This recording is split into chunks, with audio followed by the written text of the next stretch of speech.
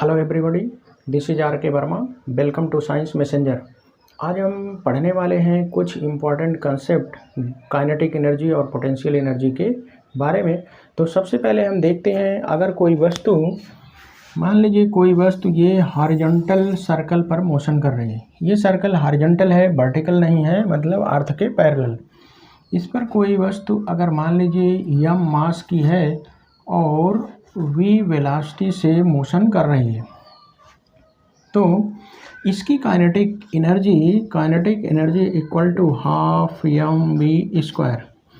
अगर circle horizontal है और उसकी वेलोसिटी कांस्टेंट है, एक फिक्स वेलोसिटी हर पॉइंट पर, याद रखिएगा वेलोसिटी हर पॉइंट पर चेंज होती रहेगी, केवल स्पीड कांस्टेंट रहेगी। यहाँ आ जाएगी तो वेलोसिटी वेक्टर क्वांटिटी है, इस डायरेक्शन में हो जाएगी। यहाँ आएगा तो वेलोसिटी इस डायरेक्शन में हो जाएगी। तो वेलोसिटी हर पॉइंट पर चेंज होगी लेकिन स्पीड कांस्टेंट रहेगी। स्पीड का मतलब मैग्नीट्यूड ऑफ वेलोसिटी। तो अगर कोई वस्तु हॉरिजॉन्टल सर्कल पर एक कांस्टेंट स्पीड से मोशन कर रही है तो उसकी काइनेटिक एनर्जी हो जाएगी हाफ mv²। और सर्कल अगर हॉरिजॉन्टल है तो हर पॉइंट पर काइनेटिक एनर्जी बराबर होगी। ये इंपॉर्टेंट क्वेश्चन है। यहाँ भी, क्योंकि मास चेंज होता नहीं, मास कांस्टेंट रहेगा ऑब्जेक्ट का। और स्पीड अगर कांस्टेंट है या फिक्स है, मान लीजिए 10 मीटर पर सेकेंड, तो हर पॉइंट पर अगर 10 मीटर पर सेकेंड की स्पीड मेंटेन है तो काइनेटिक एनर्जी हर पॉइंट पर सेम रहेगी। तो at all points kinetic energy is same. और अगर यही सर्कल वर्टिकल हो, वर्टिकल का मतलब इस तरह से, हॉरिजॉन्टल का मतलब अर्थ के पैरेलल और वर्टिकल का मतलब अर्थ के ऊपर 90 डिग्री बनाता हुआ एंगल, इस तरह से अगर ये सर्किल ऐसे हो, इस तरह से, तो उस पर कोई वस्तु अगर मोशन करेगी, ये था हॉरिजॉन्टल सर्किल अर्थ के समांतर, और अगर कोई वर्टिकल सर्किल है इस तरह से जो कि अर्थ पर ऐसे खड़ा हुआ है, तो यहाँ पर देखिए जैसे जैसे ऑब्जेक्ट ऊपर की तरफ जाएगी इसकी स्पीड घटती जाएगी, और जैसे जैसे नीचे आएगी यहाँ पर स्पीड मैक्सिमम और यहाँ पर भी मिनिमम, और इस पॉइंट पर यहाँ पर v डबल डैश। तो यहाँ पर देखिए इन दोनों पॉइंट पर भी बराबर होता है, यहाँ पर मिनिमम, यहाँ पर मैक्सिमम। तो अलग अलग पॉइंट पर काइनेटिक एनर्जी अलग अलग होगी। यहाँ पर काइनेटिक एनर्जी मैक्सिमम होगी, इस पॉइंट पर काइनेटिक एनर्जी मिनिमम होगी इस पॉइंट पर, और यहाँ बराबर होगी। तो वर्टिकल सर्किल में घूमते हुए किसी भी ऑब्जेक्ट की काइनेटिक एनर्जी अलग अलग पॉइंट पर अलग अलग होती है, जबकि हॉरिजॉन्टल सर्किल में घूमते हुए किसी वस्तु की काइनेटिक एनर्जी हर पॉइंट पर सेम होती है। जैसे मान लीजिए हमारे अर्थ की तरफ कोई उल्कापिंड आ रहा है धरती की तरफ, धरती से टकराने।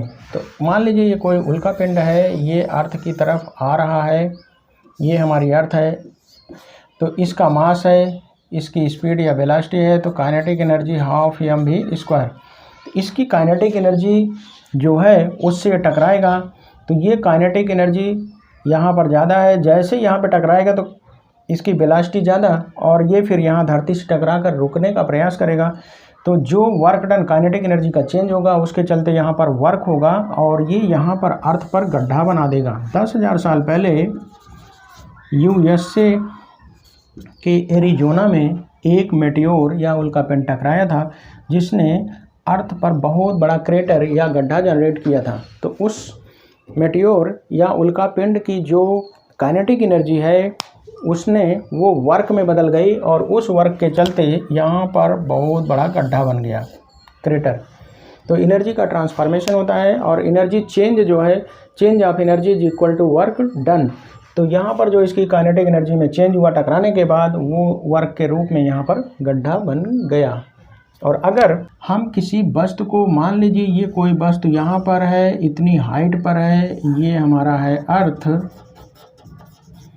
तो m मास का ऑब्जेक्ट है, हाइट मान लीजिए h है, तो इसकी टोटल पोटेंशियल एनर्जी होगी mgh।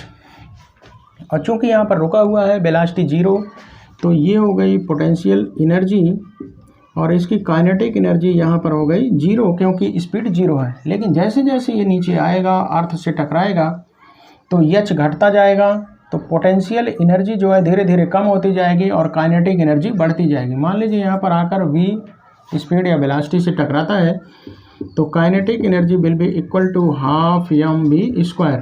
तो जैसे अर्थ पे टकराएगा एच 0, तो यहाँ पर पोटेंशियल एनर्जी हो गई 0 और काइनेटिक एनर्जी हो गई हाफ mv²। इसका मतलब इसके पास जितनी टोटल पोटेंशियल एनर्जी थी वो काइनेटिक एनर्जी में चेंज हो गई जब ये अर्थ से टकराया। तो यहाँ से एक इम्पॉर्टेंट चीज़ मिलती है, यही total potential energy mgh convert हो गई किस में, काइनेटिक एनर्जी में। तो m कट गया।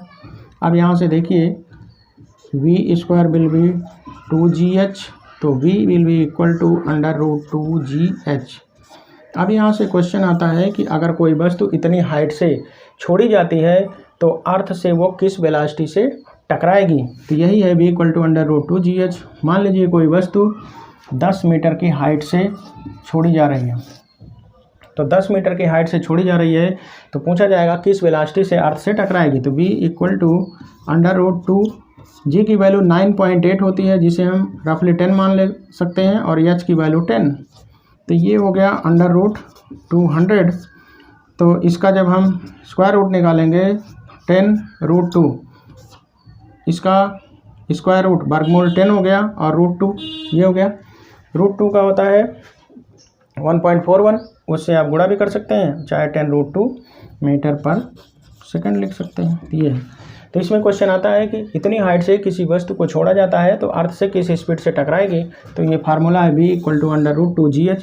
g की वैल्यू 9.8, रफली हम 10 लिख देते हैं कैलकुलेशन इजी करने के लिए। जितनी हाइट है, अब आप सोचेंगे यहाँ ना मास दिया ना कुछ, तो कैसे निकालेंगे। तो यहाँ पर देखिए √2gh, g की वैल्यू 10 रखिए, h जितनी हाइट उसको रखिए और उसका स्क्वायर रूट निकाल लीजिए, तो आ जाएगा स्पीड या वेलोसिटी जिससे वो अर्थ को हिट करेगा।